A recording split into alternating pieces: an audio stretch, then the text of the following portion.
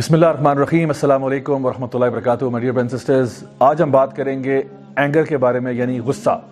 اور یہ ایک ایسا پرابلم ہے جو کہ بہت زیادہ لوگوں میں پایا جاتا ہے، اور کئی ایسے لوگ ہیں جن کو اپنا غصہ کنٹرول کرنے میں بڑی ڈیفیکلٹی ہوتی ہے۔ اصل میں آخر غصہ ہے کیا؟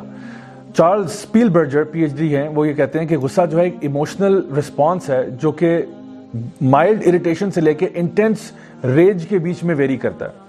تو یعنی کہ غصہ جو ہے اس کی ایک قسم نہیں ہوتی، غصہ جو ہے ایک پورا اسپیکٹرم ہے جس میں اریٹیشن، انوائنس، فرسٹریشن سے لے کے امینس ریج اور اینگر کی جو صورتحال بن جاتی ہے اس کے بیچ میں پایا جاتا ہے۔ غصہ جو ہے اس کے کچھ فزیکل سمٹمز بھی ہیں اور کچھ ایموشنل سمٹمز بھی ہیں۔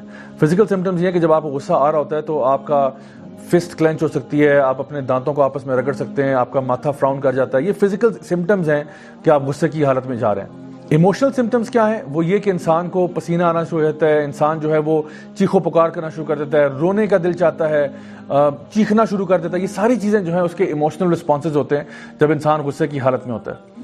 ہمارے لیے ضروری چیز یہ ہے کہ جب بھی ہم غصے کی حالت میں ہوں، ہم اپنے ساتھ اتنے ان ٹیون ہوں کہ ہمیں پتہ چل جائے کہ میں اس وقت غصے میں آ رہا ہوں اور مجھے اپنے غصے کو کنٹرول کرنا چاہیے۔ اللہ سبحانہ تعالیٰ سورہ آل عمران میں ارشاد فرماتے ہیں وَالْكَاظِمِينَ الْغَيْظَ وَالْعَافِينَ عَنِ النَّاسِ وَاللَّهُ يُحِبُّ الْمُحْسِنِينَ، یعنی وہ لوگ جو اپنے غصے کو پی جاتے ہیں اور پیار سے معاف کر دیتے ہیں، اللہ تعالیٰ ایسے ہی احسان کرنے والوں سے محبت کرتا ہے۔ تو ہمیں جو حکم دیا جا رہا ہے وہ یہ کہا جا رہا ہے کہ اپنے غصے کو پی جاؤ۔ یہ نہیں کہا کہ غصہ آتا نہیں ہے، غصہ ہر انسان کو آتا ہے، لیکن جو اللہ کے نیک لوگ ہوتے ہیں وہ غصے کو پی جاتے ہیں۔ غصے کا ٹیسٹ بڑے مزے کا نہیں ہوتا، غصہ کافی کڑوا ہوتا ہے، لیکن اس ٹائم پہ اگر آپ کڑوا گھونٹ لے لیں تو بعد میں آپ ندامت سے بچ جائیں گے، کیونکہ اکثر اوقات ہم اپنے غصے کی حالت میں ایسے الفاظ اپنے منہ سے نکال دیتے ہیں جو بعد میں ہمیں بہت ریگریٹ ہوتا ہے کہ کاش میں نے ایسا نہ کہا ہوتا۔ مائی ڈیئر برادرز اینڈ سسٹرز، تیر اور تلوار کے زخم تو ٹھیک ہو جاتے ہیں، لیکن زبان سے کیے ہوئے زخم جو ہے وہ اکثر ٹھیک نہیں ہو پاتے۔ اسی لیے غصہ جب انسان کو آ رہا ہو وہ تھوڑی دیر کے لیے پاز کرے، سوچے کہ میرے منہ سے اب کیا الفاظ نکلنے جا رہے ہیں اور کیا اس سے کسی کی دل آزاری ہوگی یا نہیں ہوگی۔ اللہ تعالیٰ فرماتے ہیں کہ یہ لوگ جو ہیں نیک لوگ، وہ غصے کو پیتے ہیں پھر پیار سے معاف کرتے ہیں۔ یہ 2 اسٹیپ پروسیس ہے، غصے کو پینا اور پھر پیار سے معاف کرنا۔ اسٹیون کوی جنہوں نے کتاب لکھی 7 habits of highly effective people, وہ اس میں لکھتے ہیں کہ جو آپ کا سٹیمولس ہوتا ہے اور جو رسپانس ہوتا ہے، یعنی کہ جب بھی کوئی چیز آپ کو اریٹیٹ کرتی ہے اور اس کے بعد جو آپ کا رسپانس ہوگا، اس کے بیچ میں ایک یونیورس ہے which belongs to you۔ یعنی ہر دفعہ کوئی چیز جو آپ کو اریٹیٹ کرتی ہے، انوائے کرتی ہے، اس چیز کے ہوتے ہی، اس انسٹنس کے اکر کرتے ہی آپ تھوڑی دیر کے لیے بریک لے کے سوچیں کہ مجھے کیا رسپانس کرنا چاہیے۔ دیکھیے جانور بھی ریئیکٹ کر سکتے ہیں، ریئیکشن کرنا کوئی مشکل کام نہیں ہے، ریئیکٹ تو کوئی بھی کر سکتا ہے، لیکن جو انسان ہوتے ہیں، جو اشرف المخلوقات ہیں، وہ رسپونڈ کرتے ہیں، یعنی کہ وہ سوچ سمجھ کر ایک رسپانس دیتے ہیں کسی بھی سچویشن کے اندر۔ تو اگر فار ایگزامپل کوئی شخص آپ کو دھکا دے دیتا ہے، یا آپ گاڑی چلا رہے ہیں تو آپ کی لائن کاٹ دیتا ہے، یا آپ کو کسی طریقے سے انوائے یا اریٹیٹ کرتا ہے، تو آپ خود تھوڑی دیر کے لیے بریک لیں، بجائے کہ آپ فوراً سے ریئیکٹ کریں۔ آپ سوچیں کہ مجھے سب سے اچھا رسپانس اس سچویشن میں کیا بنتا ہے۔ اللہ سبحانہ تعالیٰ قرآن مجید میں سورہ ملک میں ارشاد فرماتے ہیں کہ الذی خلق الموت والحیات لیبلوکم ایکم احسن عملا، ہم نے زندگی اور موت کو پیدا کیا تاکہ تمہارا امتحان لیا جائے کہ تم میں سے احسن عمل کون کرتا ہے۔ ذرا سوچئے کہ جس سچویشن میں آپ ہیں، اگر نبی کریم صلی اللہ علیہ وسلم اس سچویشن میں ہوتے تو وہ کیا کرتے؟ اکثر اوقات ہم لوگ فوراً سے اپنے دل کی بھڑاس نکال دیتے ہیں، لوگوں کو برا بھلا کہنا شروع کر دیتے ہیں، لیکن یہ نبی کریم صلی اللہ علیہ وسلم کا طریقہ نہیں تھا۔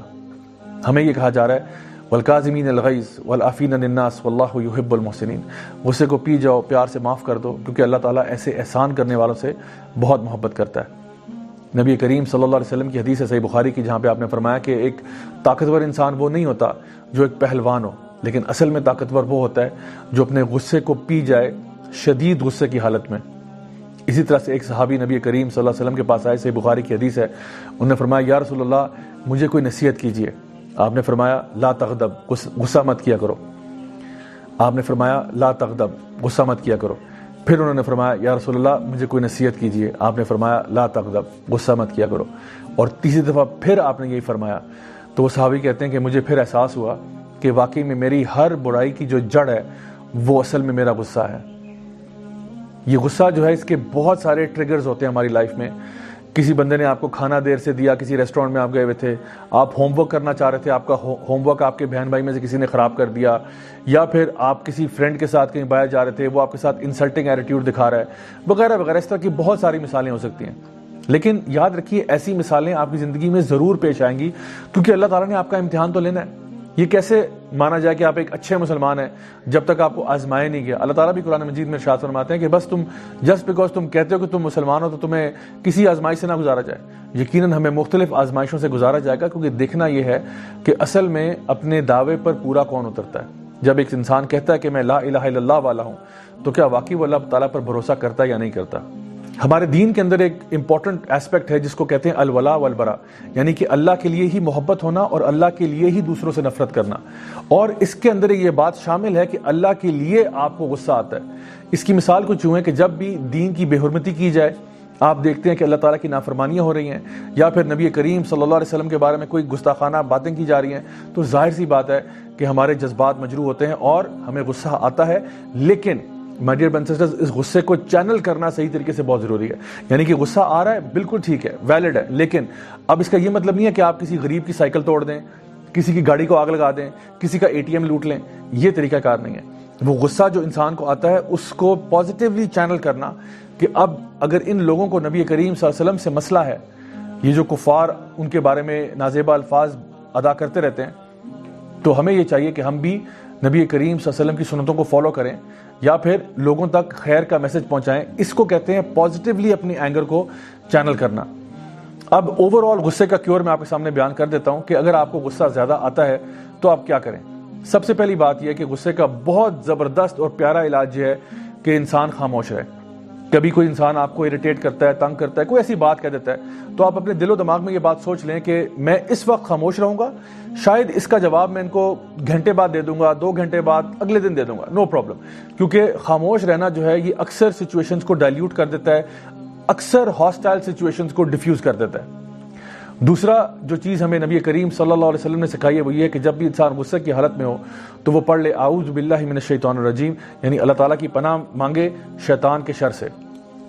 اسی طرح سے نبی کریم صلی اللہ علیہ وسلم نے ہمیں سکھایا کہ غصے کی حالت میں پانی کا پینا، کیونکہ غصہ جو ہے وہ شیطان کی طرف سے ہے، شیطان جو ہے وہ آگ سے بنا ہے، اور کوئی چیز بھی آگ کو اتنے آسانی سے ٹھنڈا نہیں کرتی جس طرح پانی۔ تو انسان کو پانی پینا بھی چاہیے، وضو بھی کرنا چاہیے، یہ بھی ایک اچھی چیز ہے جو کہ انسان کر سکتا ہے اپنے آپ کو غصے سے باہر نکالنے کے لیے۔ اگر انسان کھڑا ہوا ہے تو بیٹھ جائے، اگر بیٹھا ہوا ہے تو لیٹ جائے۔ یہ بھی تعلیم ہمیں نبی کریم صلی اللہ علیہ وسلم نے دی ہے، اور میں سمجھتا ہوں بہت افیکٹو ہے غصے کو ٹھنڈا کرنے کے لیے۔ پھر یہ بات کہ اگر کوئی شخص آپ کو غصے کی حالت میں اگر آپ ہیں اور کوئی اگر آپ کو اس ٹائم پہ نصیحت کرے کہ بھئی آپ پانی پی لیں، آپ بیٹھ جائیں، آپ اعوذ باللہ من الشیطان الرجیم پڑھ لیں، تو اس بیچارے کو آپ قصوروار نہ ٹھہرائیں اور اس کے اوپر بھڑک نہ پڑیں کہ جی تم مجھے کیوں کہہ رہے ہو، میں تو بالکل کام ہوں۔ ایسا نہیں کریں۔ پھر یہ کہ میں سمجھتا ہوں ایک بہت اچھی چیز جو ہم کر سکتے ہیں غصے کی حالت میں، یہ میری پرسنل ٹپ ہے جو میں آپ سے شیئر کر رہا ہوں، وہ یہ ہے کہ شیشے میں اپنا منہ دیکھ لیا کریں غصے کی حالت میں۔ یا آج کل تو اسمارٹ فون تو ساروں کے پاس ہی ہوتے ہیں، ذرا سیلفی موڈ آن کر کے اپنی تصویر دیکھ لیا کریں کہ آپ غصے میں کیسے لگتے ہیں۔ تو جب آپ اپنے بھیانک چہرے سے پریشان ہو جائیں تو پھر آپ کو آئیڈیا ہو جائے گا کہ بھئی یہ چہرہ میں دوسروں کو پھر کیوں دکھاتا ہوں۔ تو یہ بھی غصے کو دور کرنے کا بڑا آسان طریقہ ہے۔ پھر جان لیں کہ جو اینگر کے ہارمفل ایفیکٹس ہیں وہ آپ کے لیے فزیکلی بھی ہیں اور ایموشنلی بھی ہیں۔ جو لوگ غصے کی حالت میں زیادہ ہوتے ہیں ان کا بلڈ پریشر ہائی ہو جاتا ہے، ان کا ہارٹ ریٹ ہائی ہوتا ہے، اور ان کو بہت سارے میڈیکل پرابلمس بھی ہو جاتے ہیں۔ جو لوگ کانسٹنٹلی غصے کی حالت میں رہتے ہیں اور ان کو ایموشنل اور سائیکولوجیکل پرابلمس بھی ڈیولپ ہو جاتے ہیں۔ تو anger is not good for you if done ایکسیسولی۔ اور فائنلی یہ بات کہ نبی کریم صلی اللہ علیہ وسلم کی حدیث سے آپ نے فرمایا کہ دنیا میں لوگوں پر رحم کیا کرو تاکہ عرش والا رب تم پہ رحم کیا کرے۔ So my dear brothers and sisters, اگر آپ چاہتے ہیں کہ اللہ آپ کو معاف کر دے، آپ کی تمام غلطیاں کوتاہیاں گناہوں کو معاف کر دے، تو پھر لوگوں سے بھی پیار محبت سے رہنا سیکھیں، لوگوں کو بھی معاف کرنا سیکھیں۔